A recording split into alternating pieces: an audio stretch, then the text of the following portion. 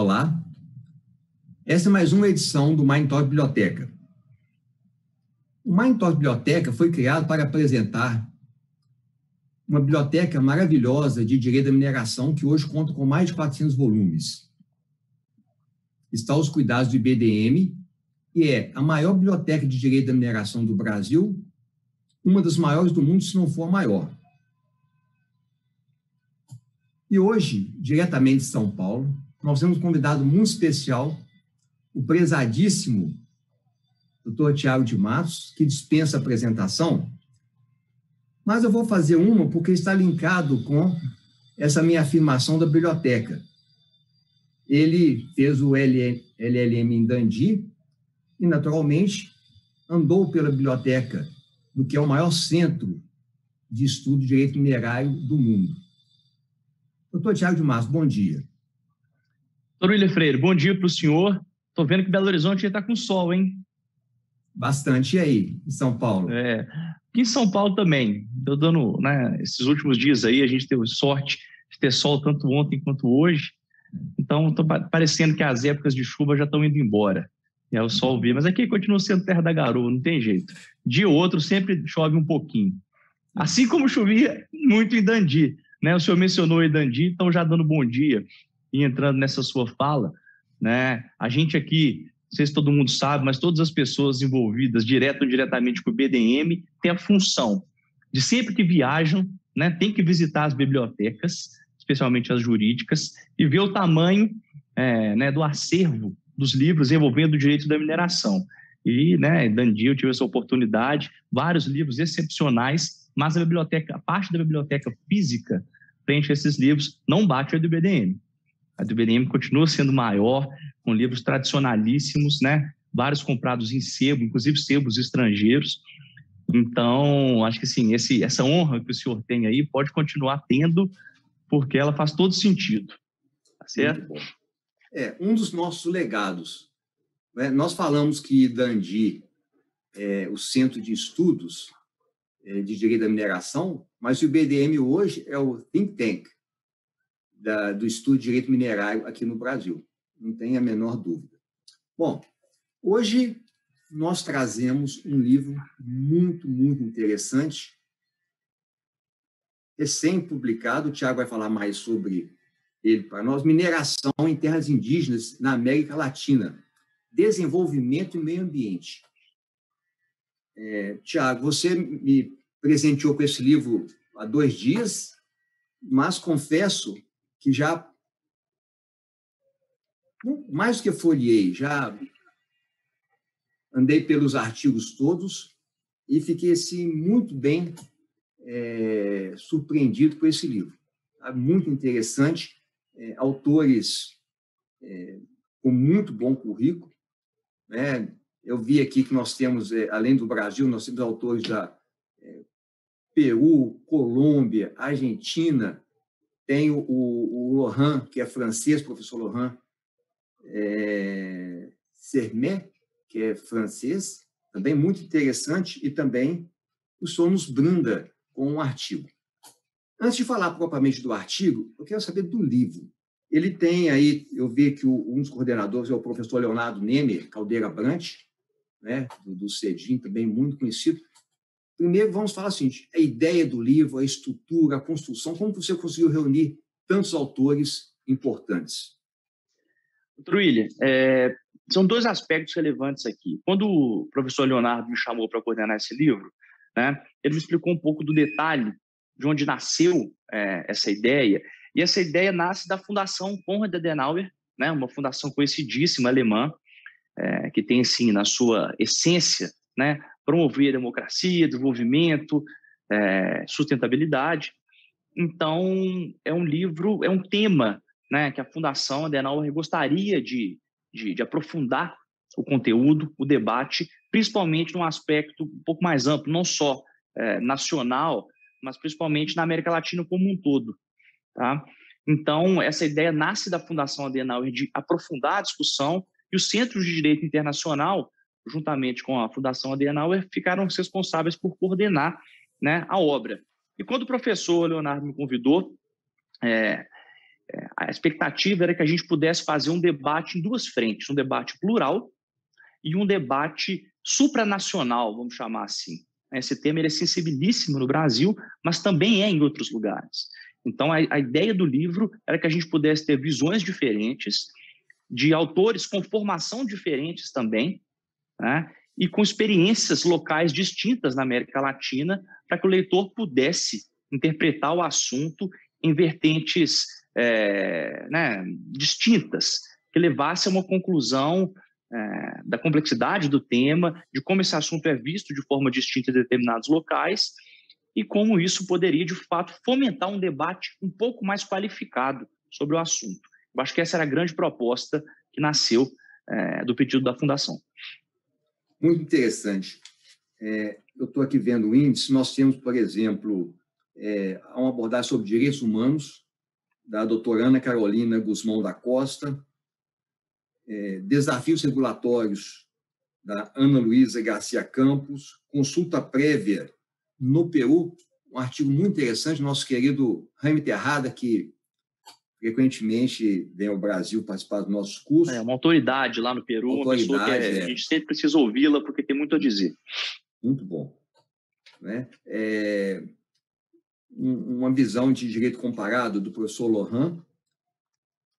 Depois nós temos Luiz Fernando Bastidas Reis e Luiz Bustos, também consulta prévia na Colômbia. Essa questão de consulta prévia, nós vamos falar um pouquinho mais na frente, que é uma questão muito interessante, porque cada país tem sua sensibilidade, tem a questão regulatória, muito interessante. Depois nós temos o Marcos Augusto Conca,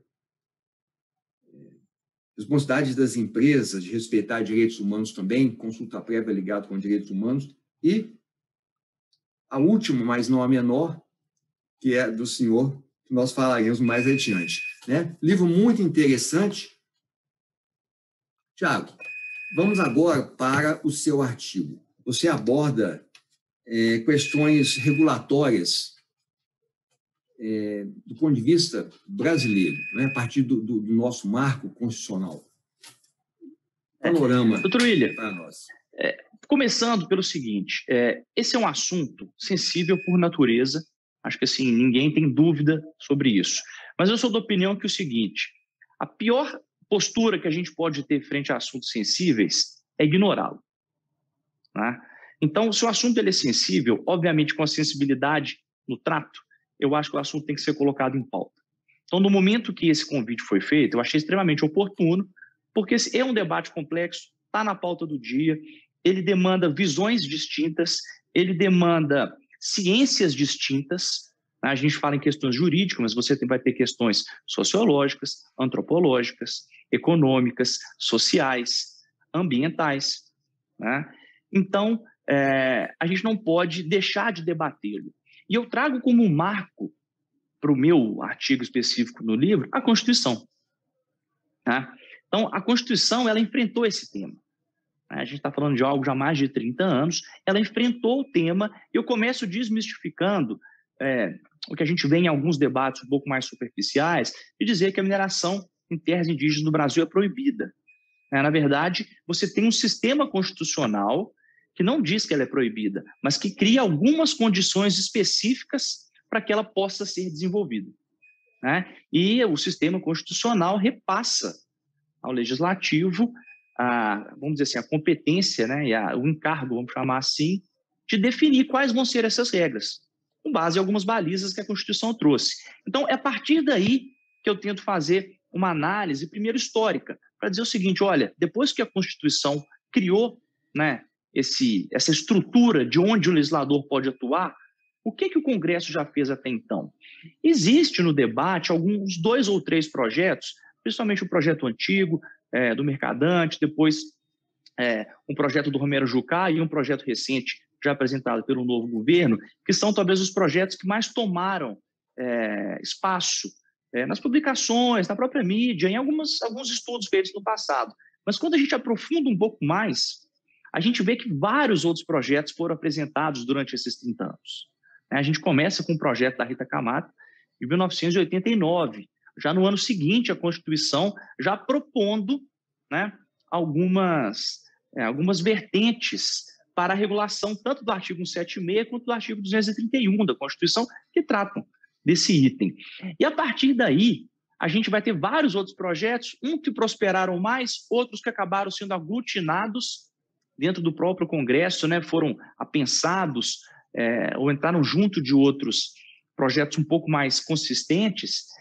Mas o que a gente, né, já dentro de uma visão geral, a gente pode depois falar um pouco do aspecto mais específico, mas o que a pesquisa nos mostra é que vários modelos foram sugeridos até então, e não nos parece ter havido ainda uma convergência regulatória sobre qual seria o modelo mais adequado. O que só reforça, né, a função do livre do debate. Ou seja, a gente tem um dispositivo constitucional, ele ainda não avançou, a gente tem projetos de lei em alguns pontos divergentes, então cabe a nós, que estamos fomentando o debate, dar elementos técnicos para que o debate seja qualificado. Muito bom. E lendo os artigos, você vê que o tema também não é simples em outros países. Não é? Peru, Colômbia, Argentina, todos eles enfrentam essa questão. Eu concordo. Só fazendo uma observação rápida nisso, doutor Willi, é interessante a gente ver um aspecto mais próximo da realidade brasileira. Esse é um tema, né? Não só a gente está falando da América Latina, mas esse tema também é enfrentado com dificuldades e alguns casos de sucesso em vários lugares do mundo também. Tá? Mas um dos problemas que a gente vê na legislação brasileira, ou talvez no formato regulatório brasileiro, frente a alguns outros países, é ainda a nossa necessidade de regular a possibilidade e o modelo da atividade nesses locais. Alguns países já ultrapassaram essa discussão, né? Já determinaram um certo modelo e estão enfrentando vários problemas, principalmente relacionados à forma da consulta. Né? O senhor citou muito bem alguns artigos que tratam desse item, alguns autores brasileiros, outros latino-americanos, que mostram que poder ou não minerar em áreas indígenas é só o início do problema. Porque, de fato, a maneira como essa consulta vai ser feita, né? Depois a gente pode tratar um pouco mais sobre essa consulta, mas qual é o formato dessa interação entre Estado, investidor, população, comunidade, população indígena, é feito na prática a poder legitimar esses projetos, que é um dos debates que em alguns outros lugares já está um pouco mais avançado. Mas para que esse debate exista, a gente já tem que ter uma premissa de como a atividade de mineração vai ser desenvolvida nesses locais. Muito interessante, muito interessante. Não vou falar mais do livro, não, para que as pessoas possam comprá-lo, né, Tiago? Senão... na verdade, doutor Eli, eu acho que assim, por ter sido a fundação, acho que a proposta dela nem é que venda. Né? Esse livro está disponível no site da Fundação Adenauer em espanhol e em inglês, tá? Em PDF. Então, como é um livro de fomento de debate mesmo, a ideia é que ele possa ser divulgado. Né? Depois das nossas redes eu posso passar para a turma que assiste aqui, site, né?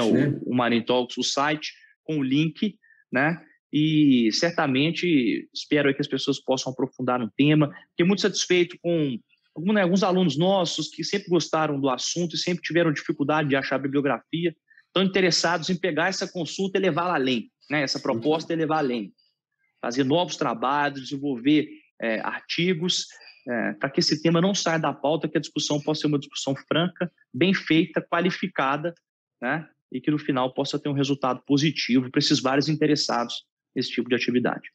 O acesso à edição em português, como que pode ser feito? Ele também pode ser feito por um link. Tá? Nós estamos tentando ver aqui se a gente consegue imprimir alguns exemplares físicos para que a gente possa disponibilizar nas bibliotecas, né, nos grandes centros de pesquisa, mas independente disso, eu vou colocar o link aqui nas nossas redes para que as pessoas que tenham, né, queiram acessar pelo computador a versão em PDF possam acessá-lo de imediato. Muito bom. Recomendo, e esse aqui já vai ser catalogado em nossa biblioteca. Maravilha, doutor Willi. Agradeço aqui o convite, agradeço também todos que participaram do livro, todos os autores, vários colegas da rotina do dia a dia do direito da mineração, alguns colegas de Escócia, outros de trabalho. Então, foi um esforço coletivo de muita gente para que o livro pudesse sair e, né, uma satisfação estar aqui podendo falar sobre ele junto com o senhor. Muito bom. Agradeço muito ao doutor Tiago e convido vocês para as nossas edições seguintes do Mining Talk Biblioteca. Até!